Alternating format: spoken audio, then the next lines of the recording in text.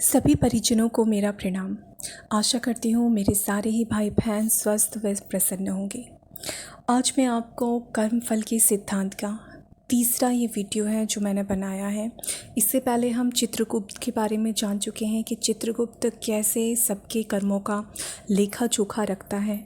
दूसरी वीडियो में हमने देखा था कि जो कर्म होते हैं वो किस किस प्रकार के होते हैं, दुख जो होते हैं वो किस किस प्रकार के होते हैं। 3 तरह के दुखों के बारे में हम जिन्हें चर्चा की थी और आज हम चर्चा करने वाले हैं कर्मों के 3 प्रकार, कर्मों की 3 श्रेणियों के बारे में। चलिए शुरुआत करते हैं। अगर आपने पहले की वीडियोस नहीं देखी हैं तो प्लीज़ देख लें, क्योंकि कर्मफल के बारे में हर अध्यात्मवादी को जानना बहुत ज़रूरी है। आशा करती हूँ इस वीडियो को भी आप एंड तक देखेंगे। बीच बीच में कुछ अच्छा ना लगे तो थोड़ा फॉरवर्ड करके देख लें, पर कोशिश करिएगा कि पूरी एंड तक आप देख पाएँ, चाहे थोड़ा छोड़ के देखें पर देख पाएँ। चलिए शुरुआत करते हैं। कर्मों की 3 श्रेणियाँ। 3 दुखों का निरूपण करने से पूर्व कर्म के 3 प्रकारों को जान लेना आवश्यक है: संचित, प्रारब्ध और क्रियमाण। इन 3 प्रकार के कर्मों का संचय हमारी संस्कार भूमि में होता है। चित्रगुप्त का परिचय लेख के अंतर्गत पाठक पढ़ चुके हैं कि मनुष्य की अंतः चेतना ऐसी निष्पक्ष, निर्मल, न्यायशील और विवेकवान है कि अपनी पराई का कुछ भी भेदभाव न करके सत्यनिष्ठ न्यायाधीश की तरह हर एक भले बुरे काम का विवरण अंकित करती रहती है। संचित। दिन भर के कामों का यदि निरीक्षण किया जाए तो वे 3 श्रेणियों में बांट देने पड़ेंगे। कुछ तो ऐसे होते हैं जो बिना जानकारी में होते हैं, जैसे बुरे लोगों के मोहल्ले में या सत्संग में रहने से उनका प्रभाव किसी न किसी अंश में गुप्त रूप से अपने ऊपर पड़ जाता है। यह प्रभाव पड़ा तो परंतु हमने उसे इच्छापूर्वक स्वीकार नहीं किया, इसलिए वह हल्का, निर्बल एवं कम प्रभाव वाला होकर हमारी भीतरी चेतना के एक कोने में पड़ा रहा। ऐसे हीन वीर्य संस्कार बनाने वाले संचित कर्म कहे जाते हैं, जो कार्य विवशता में, दबाए जाने पर, असहाय अवस्था में करने तो पड़े, पर मन की आंतरिक इच्छा यही रही कि यदि व्यवस्था न होती तो इस काम को मैं कदापि न करता। इस तरह लाचारी से जो काम करना पड़े और मन जिसके विरुद्ध विद्रोह करता रहा एवं उस काम को स्वभाव बनाकर अपना नहीं लिया, तो उस कार्य का संस्कार भी हल्का, अल्पवीर और कम प्रभाव वाला होता है। ऐसे काम भी संचित कर्म की ही श्रेणी में आ जाते हैं। इन संचित कर्मों के संस्कार बहुत कमजोर एवं हल्के होते हैं, इसलिए वे मनोभूमि के किसी अज्ञात कोने में सिमटे हुए हजारों वर्ष तक पड़े रहते हैं। यदि इन्हें प्रकट होने का कोई अच्छा अवसर न मिले तो यूं ही दबे दबाए पड़े रहते हैं, किंतु यदि उसी प्रकार के बुरे कर्म कभी जानबूझकर स्वेच्छा से विशेष मनोयोग के साथ किए गए तो वे सड़े गले संचित संस्कार भी कुल बुलाने लगते हैं। जैसे अच्छे घोड़ों के झुंड में पड़कर लंगड़े घोड़े भी चलने लगते हैं, वैसे ही वे भी कब्र में से निकलकर जीवित हो जाते हैं।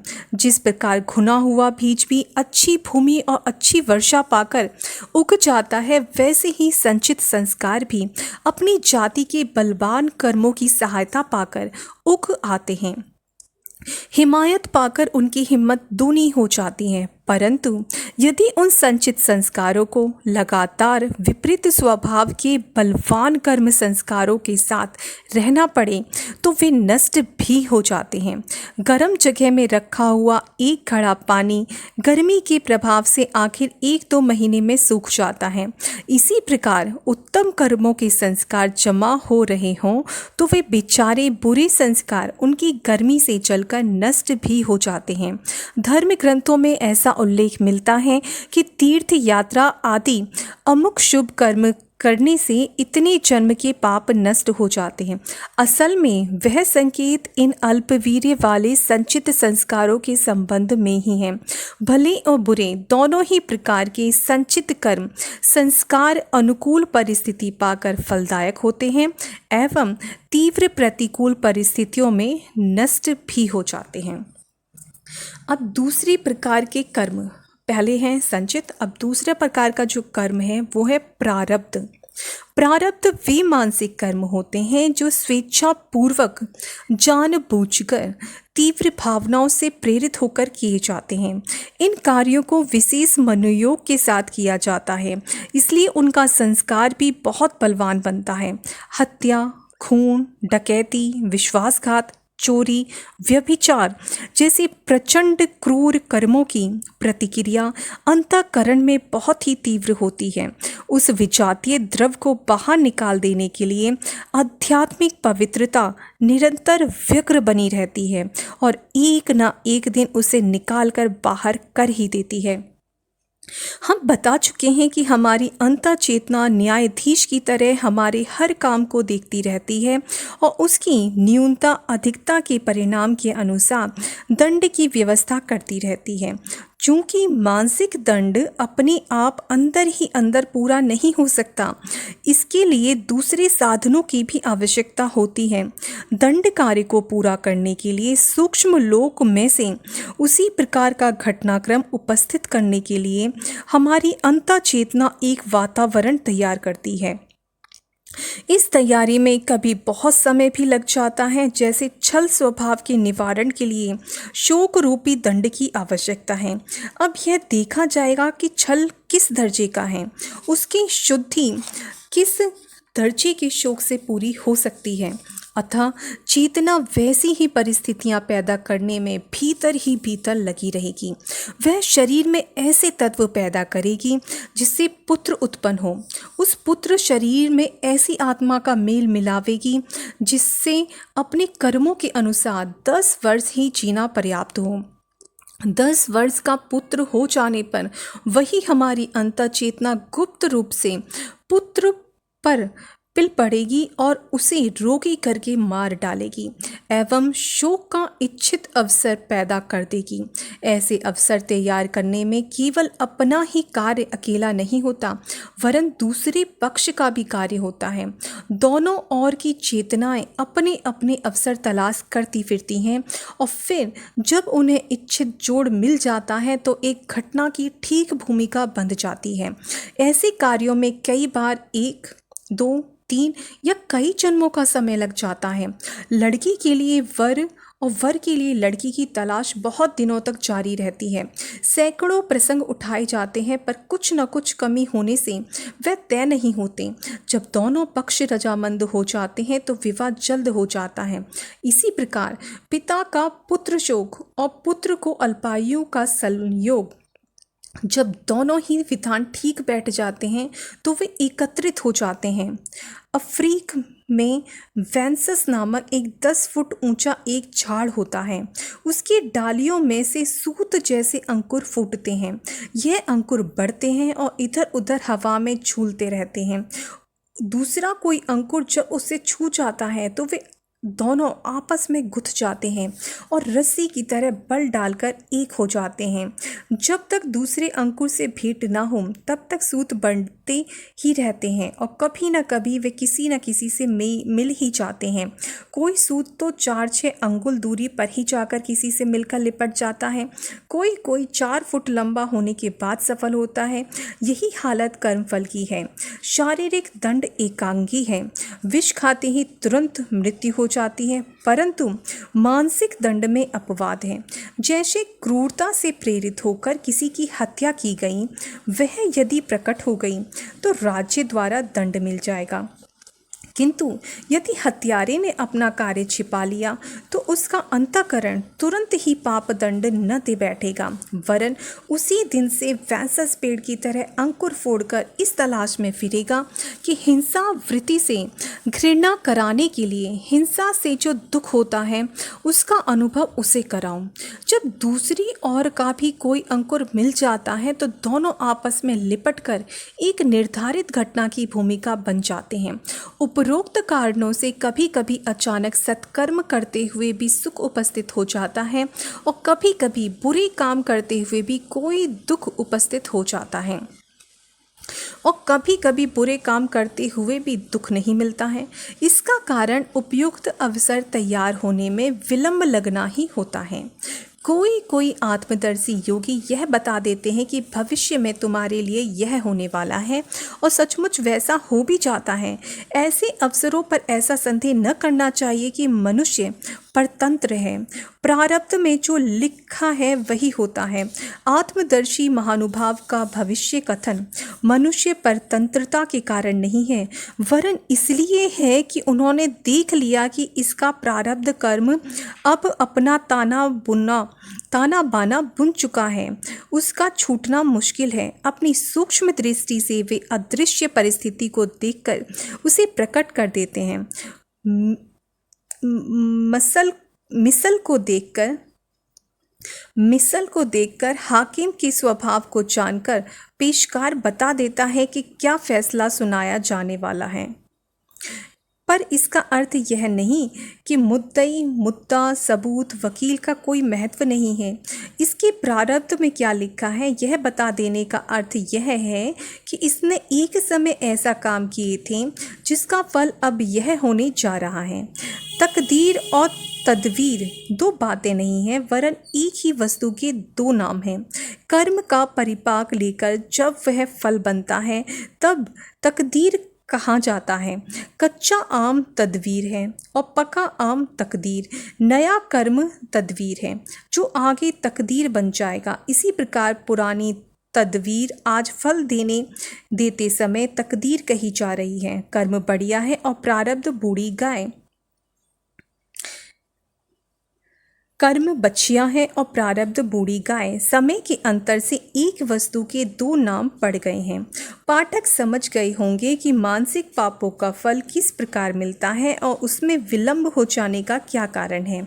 दैनिक आपत्तियां कर्म पूर्वक व्यवस्था के साथ आती हैं, पर लोग उन्हें देव का प्रकोप, ईश्वर इच्छा, संसार दुख में है आदि शब्दों के द्वारा मन में संतोष करते हैं। यथार्थ में ईश्वर किसी के लिए भी दुख शोक उपस्थित नहीं करता, न उसकी किसी को कष्ट में डालने की इच्छा है और न यह संसार ही दुख में है। मकड़ी अपने आप जाला बुनती है और उसमें खुद फंसती उलझती लटकती रहती है। मन को अशुभ, अधर्मी, पापी बनाकर अपने लिए दुख द्वंद्वों के कांटे खुद ही हम बोते हैं, और जब वे चुभते हैं तो रोते चिल्लाते हैं और दूसरों को दोष देते हैं। यहाँ एक बात और भी स्पष्ट रूप से समझ लेना चाहिए कि प्रारब्ध फल आकस्मिक तरीके से मिलेगा, जैसे रोग से मृत्यु, मकान गिर पड़ना, धन खो जाना, गिर पड़ने से चोट लगना, अंग भंग हो जाना आदि। दूसरे व्यक्तियों द्वारा जानबूझकर ऐसे कर्म नहीं किए जाते, क्योंकि उसमें दो बुराइयां हैं। एक तो अपकार करने वाले व्यक्ति के लिए क्षोभ उत्पन्न होने से वे दुर्गुण और बढ़ेंगे, जिससे मन की उद्विग्नता और अधिक बढ़ जाएगी। दूसरे, अपकार करने वाले व्यक्ति को उसी चक्र में फंसना पड़ेगा। जानबूझकर व्यक्तियों द्वारा जो कर्म किए जा रहे हैं वे नवीन कर्म हैं और अनायास आकस्मिक ढंग से कष्ट आ पड़ता है, वे प्रारब्ध भोग हैं। तीसरे प्रकार के कर्म हैं क्रियमाण कर्म शारीरिक हैं, जिनका फल प्रायः साथ के साथ ही मिलता रहता है। नशा पिया कि उन्माद आया, जैसे विष खाया कि मृत्यु हुई। शरीर जड़ तत्वों का बना हुआ है। भौतिक तत्व स्थूलता प्रधान होते हैं, उनमें तुरंत ही बदला मिलता है। अग्नि के छूते ही हाथ जल जाता है। नियम विरुद्ध आहार विहार करने पर रोगों की पीड़ा का, निर्बलता का अविलंब आक्रमण हो जाता है और उसकी शुद्धि भी शीघ्र हो जाती है।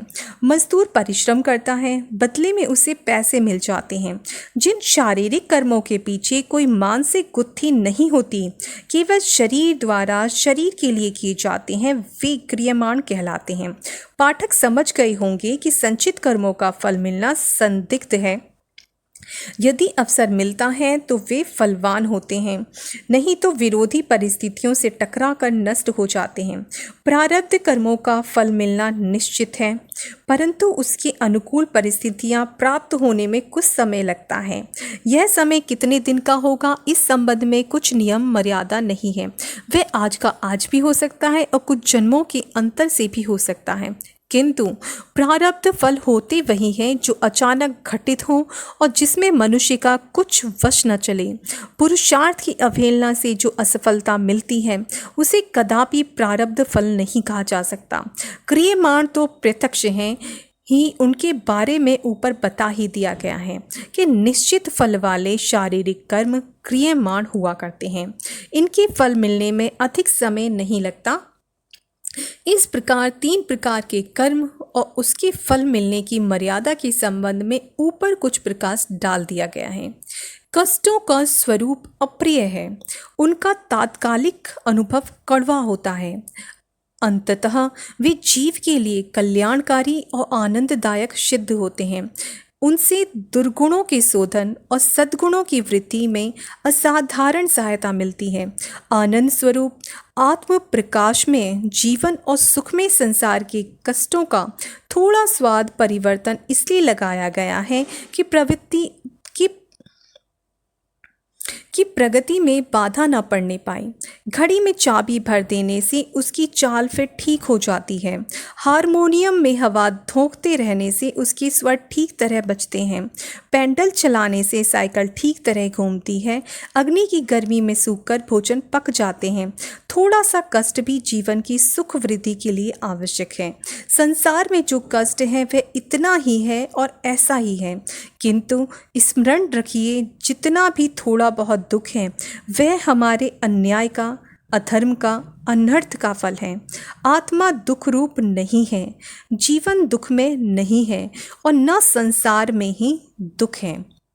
आप दुखों से डरिए मत, घबराइए मत, कांपिए मत, उन्हें देखकर चिंतित या व्याकुल मत होइए, वरन सहज करने को तैयार रहिए। कटुभाषी किंतु सच्चे सहृदय मित्र की तरह उससे भुजा पसार कर मिलिए। वह कटु शब्द बोलता है, अप्रिय समालोचना करता है, तो भी जब जाता है तो बहुत सा माल खजाना उपहार स्वरूप दे जाता है। बहादुर सिपाही की तरह सीना खोलकर खड़े हो जाइए और कहिए कि ये आने वाले दुखों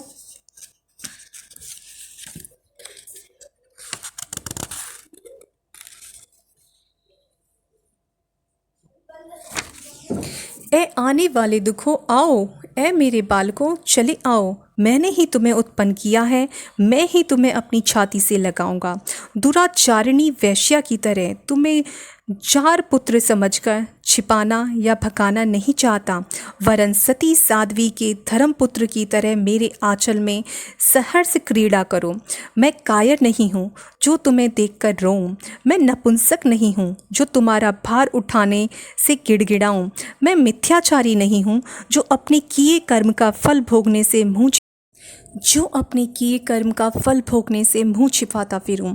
मैं सत्य हूँ, शिव हूँ, सुंदर हूँ।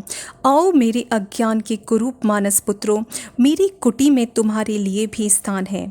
मैं शूरवीर हूँ, इसलिए हे कष्टों तुम्हें स्वीकार करने से मुँह नहीं छुपाता और न तुमसे बचने के लिए किसी की सहायता चाहता हूँ। तुम मेरे साहस की परीक्षा लेने आए हो, मैं तैयार हूँ। देखो गिड़गिड़ाता नहीं हूँ, साहसपूर्वक तुम्हें स्वीकार करने के लिए छाती खोले खड़ा हूँ।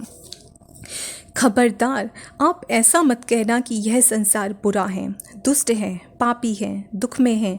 ईश्वर की पुण्य कृति जिसके कण कण में उसने कारीगरी भर दी है कदापि बुरी नहीं हो सकती।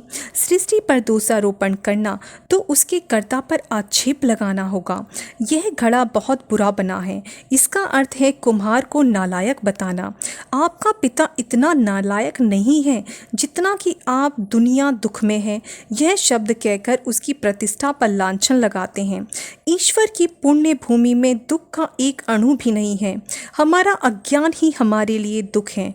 आइए अपने अंदर के समस्त को विचारों और दुर्गुणों को धोकर अंतःकरण को पवित्र कर लें, जिससे दुखों की आत्यंतिक निवृत्ति हो जाए और हम परम पद को प्राप्त कर सकें। आज के लिए इतना ही। आशा करती हूँ आप सभी लोग स्वस्थ होंगे, प्रसन्न होंगे और अपने अपने जीवन में कुछ अच्छा ही कर रहे होंगे। सभी को प्रणाम।